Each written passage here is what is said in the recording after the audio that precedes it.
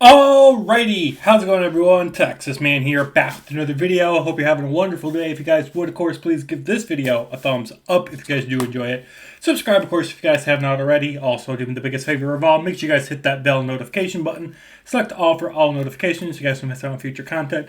I just did my review of Tron Ares, so if you guys missed out on that, it should be plastered front and center on my channel. Make sure you guys check out that review/rant if you guys are interested in. In this video, though, we're going to be talking about Roofman, starring, of course, Kristen Dunst and Channing Tatum. I hope I said their names right. Also, Peter Dinklage is in this movie. I don't know why people don't like Peter Dinklage. I've never understood that hate or the love. I'm just like, to me, he's good at what he does. And to me, that's enough. So, The Roofman, I guess, is based on a true story about this dad that gets down on his luck. And he gets discharged from the military. He can't get a really stable job, and so he uses his set of skills in order to break into McDonald's. He breaks into 45 McDonald's using the roof. But I guess was nice, a nice guy, maybe. I don't know the true story.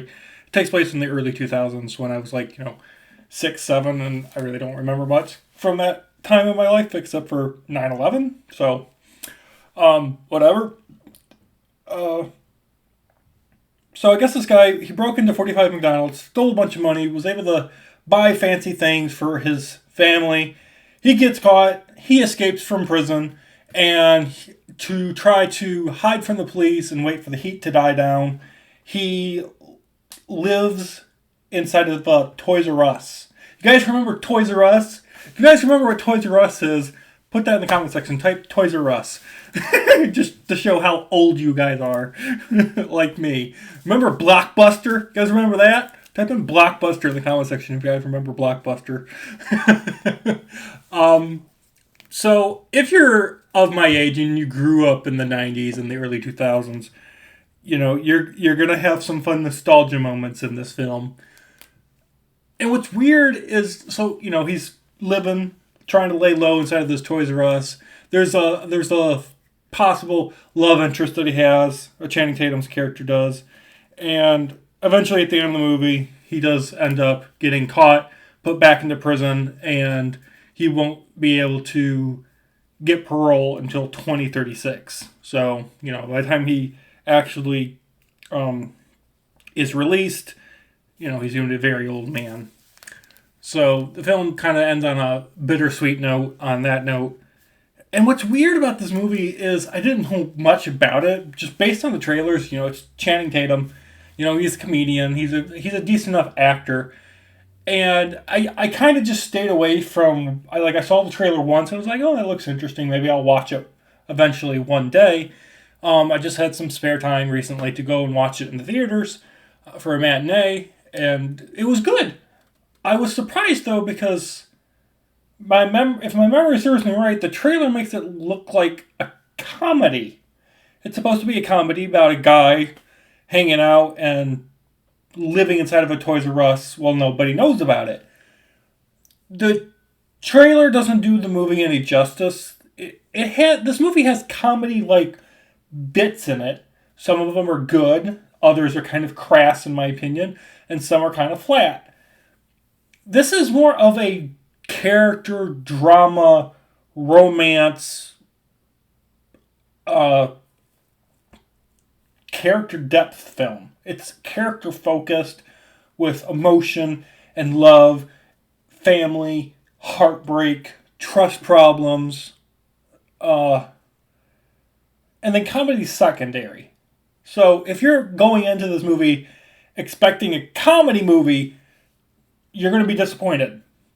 Now, if you watch the movie and you get past all that and you see the movie for what it is, which is guy's down on his luck, he's constantly making bad decisions, and he has to pay for his actions, you're going to enjoy this film. And for that, I really enjoyed it. It's a great character piece.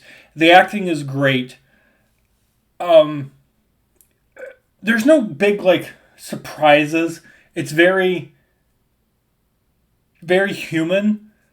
There's little to no CGI in this movie. It's not an action explosion film. It's just a very well paced, well shot, well directed, well acted, well written movie. And even though there was parts of it I didn't care for, I enjoyed it. I got invested with the characters. I got invested with the story. I was curious to see how it was going to end because I didn't know anything about this story at all. That this movie is based on a real story. I didn't know any details. Didn't know anything. So I went into this movie basically completely blind by not knowing what was going to happen. I had no expectations and I thoroughly enjoyed it. So if you guys get a chance to watch this movie, I highly encourage you guys to do so. Last thing I want to talk about is the fact that it is rated R. There is a naked butt scene for about a minute. There is language sprinkled throughout. And there's some blood. But it's not over-the-top violence. It's not over-the-top language. There's a couple F-bombs. I think it gets the R rating for the butt shot. But for the most part, I consider this like low tier R, not like Halloween tier R or Friday the 13th R, where there's constant sex and nudity throughout the whole movie and constant F-bombs. This movie isn't like that. So just keep that in mind. It's kind of like higher tier PG-13 or lower tier R rating, if that makes any sense. So I'm going to give Roofman an 8 out of 10. It's a movie that I thoroughly enjoyed. I wouldn't mind watching it again. It's a film that I might get in on Blu-ray. We don't get enough original movies.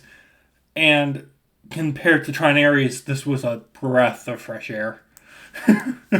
So I'm giving it an 8 out of 10. Thank you guys for watching. Have a good day. And I'll see you guys all later. Peace out.